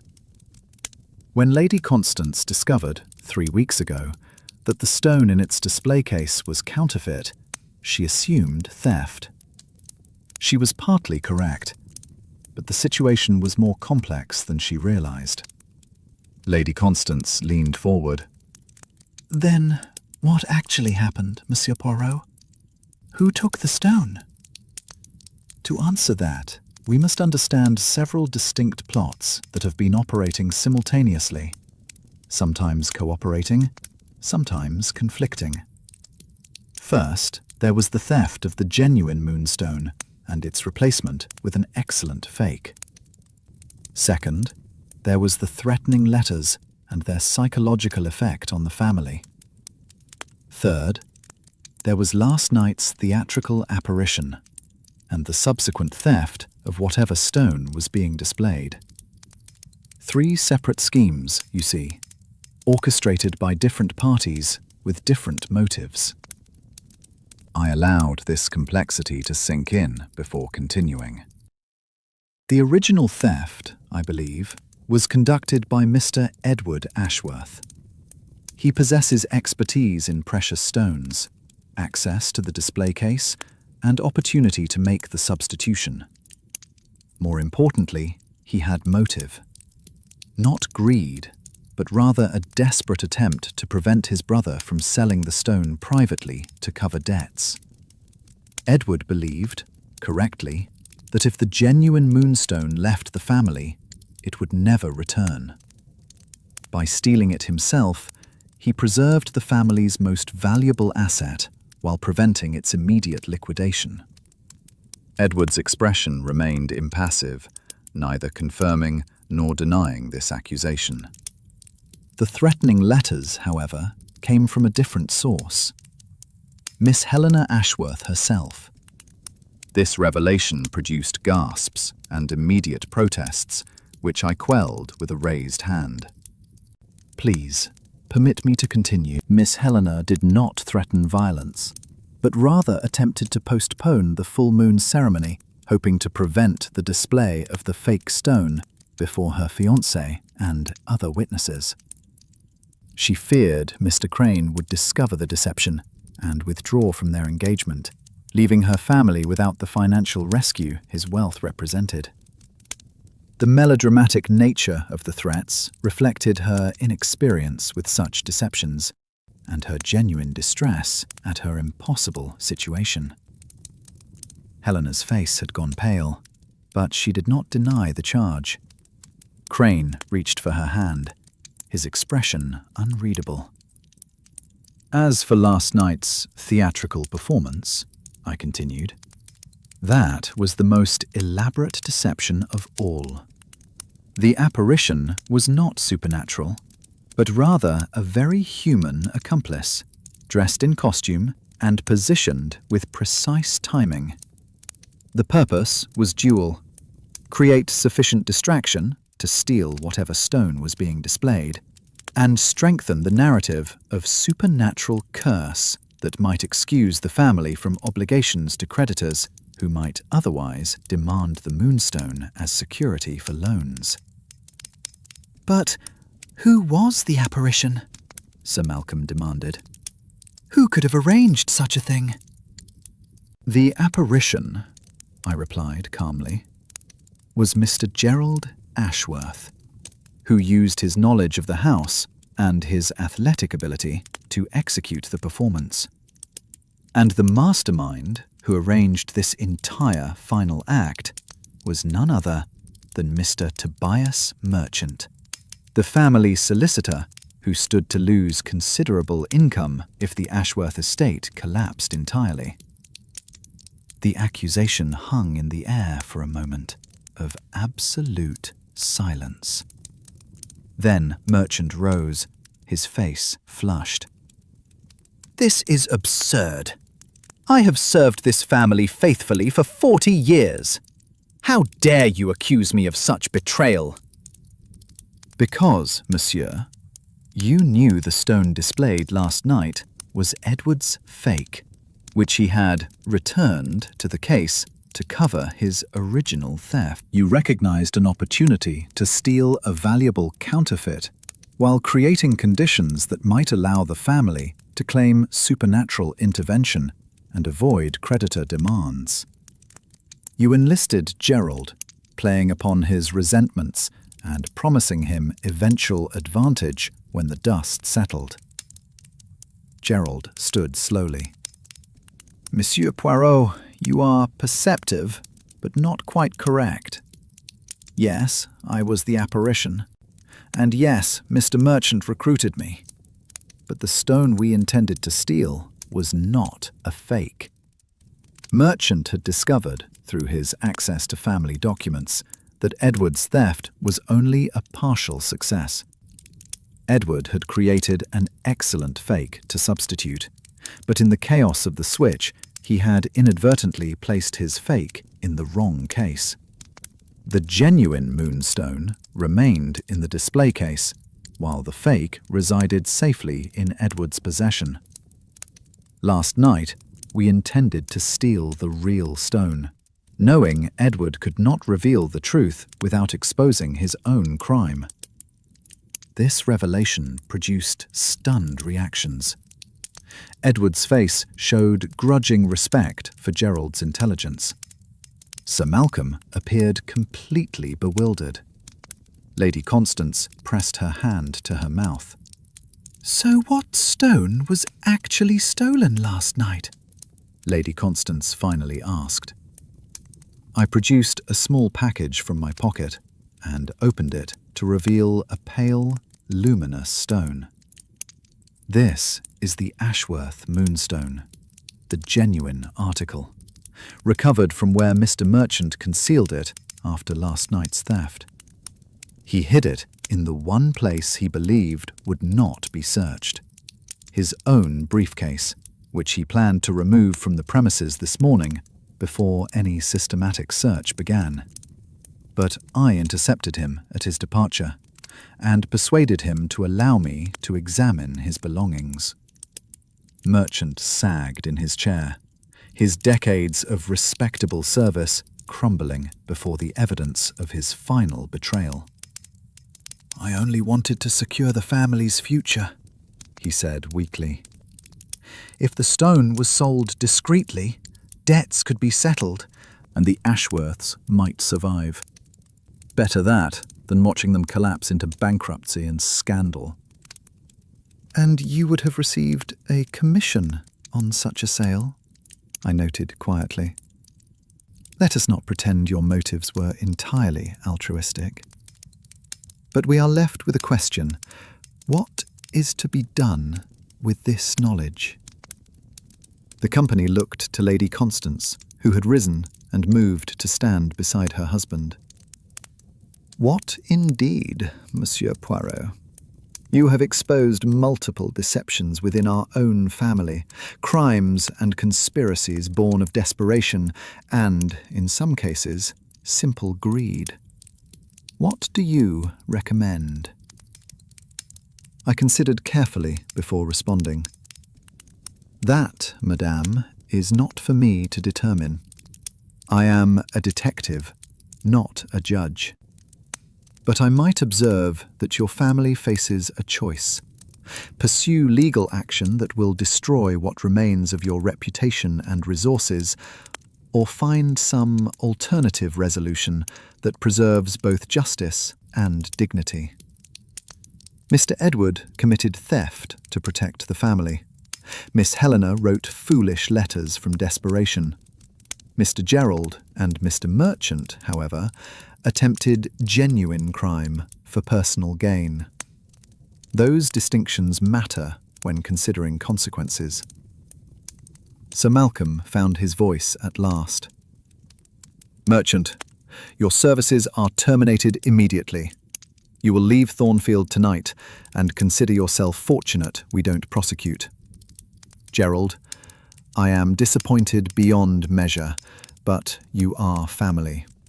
We will discuss your future role on the estate, if any, when tempers have cooled." "Edward, you damn fool. You should have spoken to me directly rather than sneaking about like a common thief." He turned to Crane. "And you, sir, I suppose you'll be withdrawing your proposal now that you've witnessed this family circus?" Crane surprised everyone by laughing. "Withdraw? Hell no. This is the most entertainment I've had in years. Besides, now that we know where the real moonstone is, we can proceed with original plans. Helena and I will marry. I'll settle certain debts in exchange for equity position in the estate, and the Ashworths will survive to create scandals for future generations. That is, if Helena still wants me after tonight's revelations." Helena looked at him with something approaching wonder. "You're not appalled by my family's behaviour? You don't mind being connected to such complications?" "Darling, my own family made their fortune through combinations of sharp practice, lucky timing, and occasional actions that wouldn't bear close examination. At least your family's crimes come from desperation rather than simple greed. I can work with that." The tension that had gripped the room for 2 days began to dissolve into something approaching relief. Lady Constance actually smiled, while Sir Malcolm poured generous whiskies for any who wanted them. Even Edward and Gerald exchanged rueful looks that suggested eventual reconciliation. Dr. Bellamy approached me as the company began to disperse. "Monsieur Poirot, that was masterfully done. But I must ask, when did you realize the truth? What was the key that unlocked everything?" "The thread. I replied simply. The silk thread I found caught on the display case was very distinctive. Expensive silk, dyed a particular shade. This morning, I had observed a dressing gown in Mr. Merchant's room of identical material and colour. That physical connection suggested his involvement, and from there, the logic of the conspiracy became clear. He knew too much about the family's financial situation, had too much access to private information, and stood to gain too much from the Ashworth estate's survival for his role to be innocent. And the apparition? How did you determine it was Gerald? Process of elimination, mon ami. It could not have been a woman, as the figure's height and movement suggested otherwise. Edward and Crane had alibis through their visible pursuit of the figure. Sir Malcolm was occupied with the ceremony. Dr. Bellamy, yourself, you were positioned where you could not have reached the balustrade unobserved. That left Gerald, whose athletic abilities and knowledge of the house made him the obvious candidate. The blue-black silk thread merely confirmed what logic had already suggested. Bellamy shook his head in admiration. The little grey cells indeed. Though I must say, for a family gathering that began with supernatural curses and temple guardians, the resolution is disappointingly mundane. But that is always the way, is it not? I replied. The supernatural provides excellent theatre, but in the end, human nature and human motivation explain everything. Greed, fear, love, desperation. These are the true forces that drive events, not ancient curses or vengeful spirits. Lady Constance approached as I prepared to depart. Monsieur Poirot, I cannot adequately express my gratitude.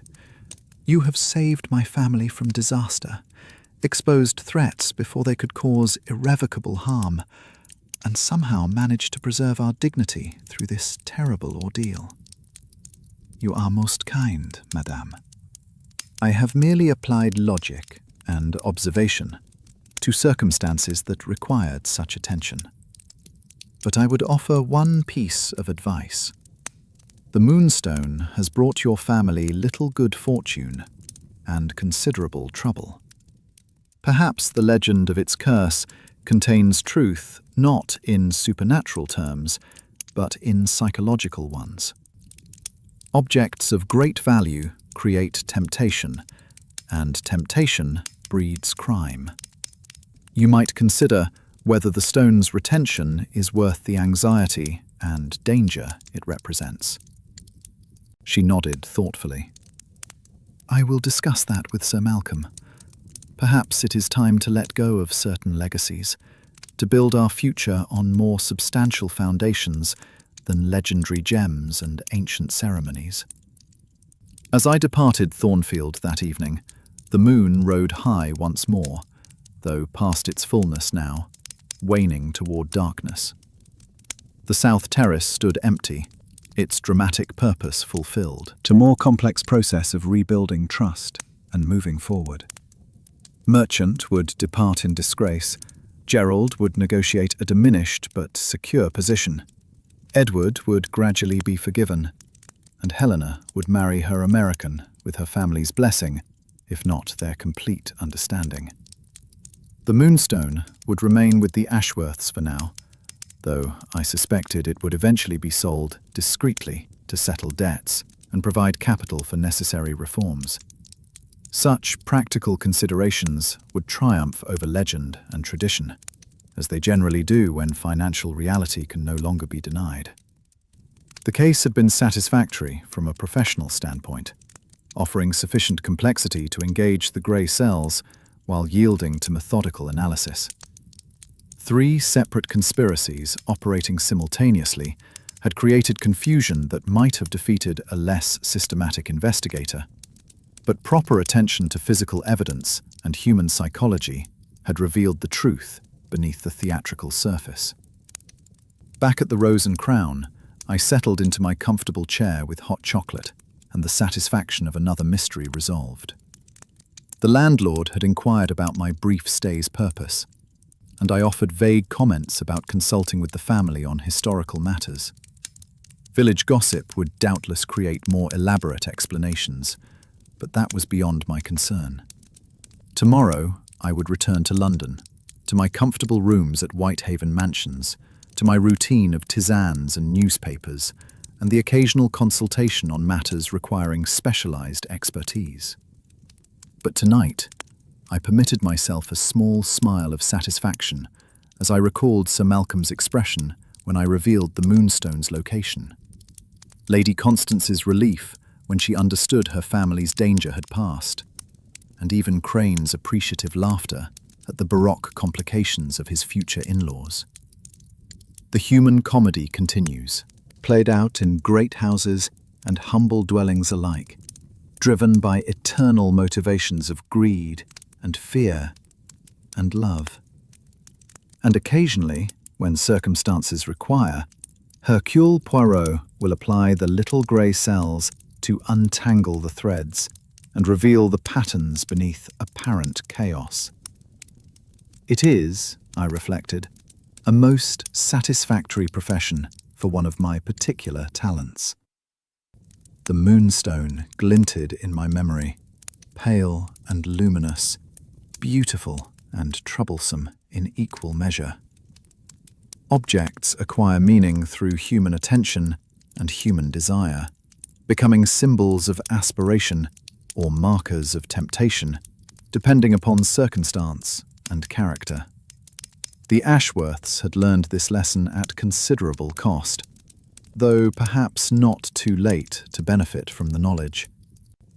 As I prepared for sleep, I considered whether the legend of the Moonstone's curse might actually be self-fulfilling prophecy. Belief in supernatural protection can breed carelessness about physical security, while stories of ancient maledictions create psychological atmospheres conducive to crime.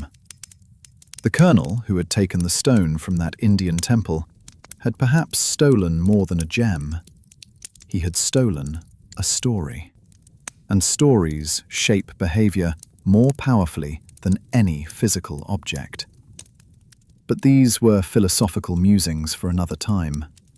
Tonight, I would sleep soundly, secure in the knowledge that justice had been served, a family had been preserved, and the truth had been revealed through proper application of logical method. Tomorrow would bring new challenges, but tonight belonged to satisfaction and well-earned rest. The following morning, I breakfasted early and prepared to depart Thornfield Parva for London. The landlord expressed hope I had found the village pleasant and my business with the Ashworths satisfactory. I assured him both were true, settling my account with generous tips for excellent service. The train journey passed in contemplative silence. I reviewed my notes on the case, ensuring all details were properly recorded for my archives. Such documentation serves multiple purposes. It provides reference for future consultations involving similar elements. It allows me to review my methods for continuous improvement, and it satisfies that basic human desire to preserve accomplishment against the erosion of time and memory. As the Somerset hills gave way to London suburbs, I reflected on the broader patterns this case exemplified. Ancient families clinging to traditions that no longer serve them, financial desperation breeding crime within respectable circles, the gulf between appearance and reality that characterizes so much of English upper-class life. These themes recur with remarkable consistency across my cases, suggesting that human nature operates according to predictable patterns, regardless of specific circumstances. Yet each case possesses unique elements that prevent mere formulaic approach. The Ashworth Moonstone affair had featured the complication of multiple simultaneous conspiracies, requiring careful discrimination between separate schemes that happened to intersect. Less methodical investigators might have confused these distinct plots, incorrectly attributing all events to a single mastermind. Such errors lead to injustice, punishing innocent parties while allowing true criminals to escape. Back at Whitehaven Mansions, George greeted me with his customary imperturbability. A successful journey, sir? Most successful, Georges, though I confess to some fatigue. The country air is all very well, but there is much to be said for London's comforts and conveniences. He had prepared my rooms perfectly, fresh flowers in their vase, newspapers folded just so, everything arranged according to my precise preferences. This was civilization, the careful ordering of one's environment to support clear thinking and comfortable existence. The afternoon post brought a letter from Lady Constance, expressing renewed gratitude and updating me on developments following my departure. Merchant had left quietly as directed, his decades of service ending in disgrace but without legal prosecution. Gerald had accepted a modest position managing the estate's timber operations, removing him from the main house while keeping him within the family orbit. Edward had been forgiven, with the understanding that the Moonstone would be sold and proceeds divided to settle the most pressing debts. Helena and Crane had set a wedding date in June, allowing time for proper preparations and for family tensions to ease. Most interesting was Lady Constance's final paragraph. Sir Malcolm has agreed, after considerable discussion, that the Moonstone should indeed be sold. Dr. Bellamy has connections with a collector who will pay fair market value without asking uncomfortable questions about provenance. The stone will leave England, travelling to America, where it will become part of a private collection of Indian antiquities. Perhaps there, separated from our family's history and its associated legends, it will bring someone joy without the attendant complications it brought us. We shall use the proceeds to modernize the estate, invest in profitable ventures, and secure Helena's future beyond what marriage alone provides. In this way, the curse, if such it was, will finally be lifted. I smiled at this resolution. The Ashworths would survive, chastened but intact, their brush with scandal and financial ruin having taught valuable lessons about pride, practicality, and the dangers of clinging too long to symbolic objects. The Moonstone, that beautiful and troublesome gem, would find a new home where its legends might be appreciated without the weight of family obligation and desperate circumstance. As for Hercule Poirot, the case added another successful resolution to my substantial record. The grey cells had performed admirably, the methods had proven sound, and justice had been served according to that flexible standard that permits mercy alongside punishment. Not every criminal need face the full force of the law. Sometimes exposure and consequences short of prosecution serve society's interests better than rigid adherence to legal formalism. Evening found me settled in my favourite chair, hot chocolate at my elbow, classical music playing softly in the background. London's sounds filtered through the windows, that peculiar urban symphony of traffic and voices and distant bells that defines the city's character. I was home, in my proper element, ready for whatever new mysteries might present themselves. The moon, I noted through the window, continued its cycle, waning now toward darkness before beginning its inevitable return toward fullness. Lunar cycles had governed human imagination for millennia, inspiring legends and superstitions, driving calendar systems and agricultural practices, serving as metaphor for change and renewal. The Ashworth family had built tradition around these cycles, investing the moon's fullness with significance drawn from ancient beliefs and Victorian romantic notions. But traditions, like families, must adapt to survive. The full moon celebration at Thornfield would likely continue, stripped now of the moonstone's presence, but retaining its core meaning as a family gathering, a moment to pause and reflect, to acknowledge continuity alongside change. Perhaps that was sufficient. Perhaps, indeed, it was healthier than the earlier version, with its emphasis on a physical object whose value created more problems than solutions. I permitted myself a small toast with my chocolate. To the Ashworths, to the moonstone beginning its new life in American hands, to Lady Constance's practical wisdom, to Helena's coming marriage, even to Gerald and Edward, who had allowed desperation to temporarily overcome judgment. All had faced their crisis with varying degrees of grace, and all had survived to try again. Is that not, after all, the best outcome one can hope for in such circumstances?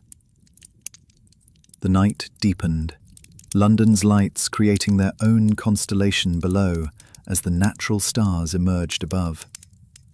Somewhere in America, Randolph Crane was perhaps contemplating his unusual future in-laws and the complex family dynamics he would navigate. Somewhere in Somerset, the Ashworth family was adjusting to new realities and new relationships. And here in London, Hercule Poirot settled into familiar comfort, satisfied with work well done. Tomorrow would bring its own challenges, its own puzzles requiring solution, its own opportunities to apply the little grey cells to matters of crime and mystery. But tonight belonged to reflection and satisfaction, to the pleasant contemplation of a case concluded successfully, to the knowledge that order had been restored from chaos and truth revealed from deception. The mantelpiece clock chimed 11, its gentle tones marking time's passage with mechanical precision. I noted the hour, finished my chocolate, and prepared for bed. Tomorrow, I would be entirely myself again, ready for whatever consulting work presented itself, prepared to engage with mysteries great and small. But tonight, I would sleep peacefully, secure in the knowledge that at Thornfield Manor, on that moonlit terrace where drama had briefly reigned, peace had been restored and justice had been served. The case of the Ashworth Moonstone was closed, another chapter in the career of Hercule Poirot, another demonstration that human intelligence, properly applied, could illuminate any darkness and resolve any mystery. Such is the nature of detective work, that peculiar profession that stands between chaos and order, between crime and justice, between ignorance and knowledge. I am content with my choice of career, with the life I have built around the exercise of the little grey cells, and the satisfaction of solving puzzles that baffle others. As I settled into bed, the moon visible through my window, I reflected one final time on the events at Thornfield. 3 conspiracies, 1 resolution. Multiple motives, unified exposure. Ancient legends, modern solutions. Human nature, as always, providing both the problem and, ultimately, the path toward its resolution. This is what I do, what I have done for many years, what I will continue doing as long as the grey cells function and clients require my services. The satisfaction never diminishes. The intellectual pleasure never fades. Each case presents unique challenges. Each resolution brings its own rewards. Death on the Moonlit Terrace had been prevented, though the danger had been real enough, and justice had been served with mercy tempering judgment.